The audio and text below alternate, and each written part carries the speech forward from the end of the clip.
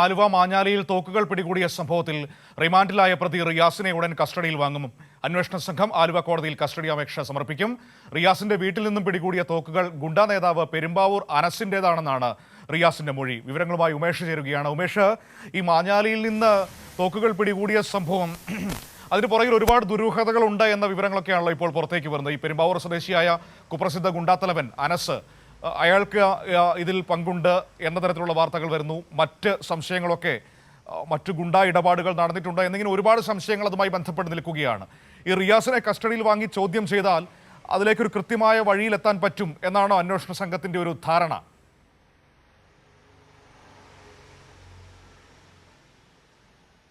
മനു, ആ വിശ്വാസത്തിൻ്റെ പുറത്താണ് റിയാസിനെ ചോദ്യം ചെയ്യാൻ അന്വേഷണ സംഘം തയ്യാറെടുക്കുന്നത്.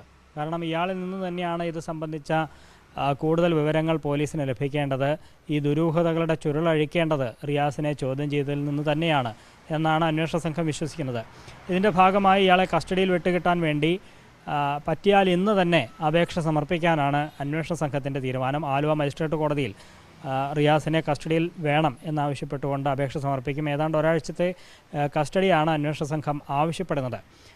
ഇതൊരു വലിയ നെറ്റ്വർക്ക് പോലെ പ്രവർത്തിക്കുന്നു എന്നാണ് അന്വേഷണ സംഘം ഇതുവരെ ഉള്ള അന്വേഷണത്തിൽ അവർ മനസ്സിലാക്കിയത്. അതാണ് ഈ മാഞ്ഞാലി സ്വദേശി റിയാസിൻ്റെ വീട്ടിൽ നിന്ന് 4 തോക്കുകൾ, അതായത് 2 റിവോൾവറും 2 എയർ പിസ്റ്റൾ, ഒപ്പം 30ഓളം തിരകൾ, 8,83,500 രൂപ, അങ്ങനെ പണവും ആയുധങ്ങളുമൊക്കെയാണ്, 2 കത്തികൾ, അങ്ങനെ പണവും ആയുധങ്ങളുമൊക്കെയാണ് ഇയാളുടെ വീട്ടിൽ നിന്ന് പിടികൂടിയത്. എന്തിനു വേണ്ടിയാണ് ഇത്രയധികം ആയുധശേഖരം ഇയാൾ കൈവശം വെച്ചത്, ഒപ്പം ഈ പണം എന്തിനു വേണ്ടിയായിരുന്നു തുടങ്ങിയ കാര്യങ്ങൾക്കൊക്കെ ഉത്തരം ലഭിക്കേണ്ടതുണ്ട്.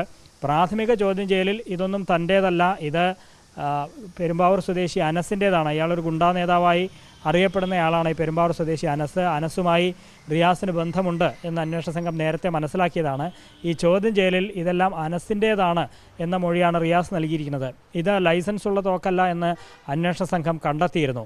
ഈ അനസിൻ്റെ കൂട്ടാളികളെ പിടികൂടുക എന്നുള്ളത് തന്നെയായിരുന്നു അന്വേഷണ സംഘത്തിൻ്റെ ഉദ്ദേശം. അതിൻ്റെ ഭാഗമായി തുടർച്ചയായി നടത്തിയ പരിശോധനയിലാണ് ഈ റിയാസിൻ്റെ വീട്ടിൽ നിന്ന് ഈ ആയുധശേഖരവും ഒപ്പം റിയാസിനെയും കസ്റ്റഡിയിലെടുക്കുന്നത്.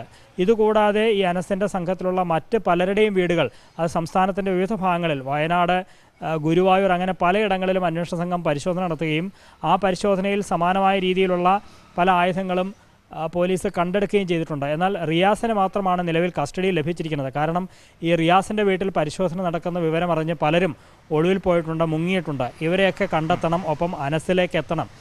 അതിനൊക്കെ വേണമെങ്കിൽ ഇയാളെ ചോദ്യം ചെയ്യുക നിർബന്ധമാണ്. അതുകൊണ്ടാണ് ഇയാളെ ഉടൻ തന്നെ കസ്റ്റഡിയിൽ വാങ്ങാൻ വേണ്ടി അന്വേഷണ സംഘം തയ്യാറെടുക്കുന്നത്. ഇന്ന് തന്നെ ആലുവ മജിസ്ട്രേറ്റ് കോടതിയിൽ കസ്റ്റഡി അപേക്ഷ സമർപ്പിക്കും എന്നാണ് അറിയുന്നത്. മനു, ശരി, ഓക്കെ ഉമേഷാണ് ഈ വിവരങ്ങൾ നമുക്ക് നൽകിയത്.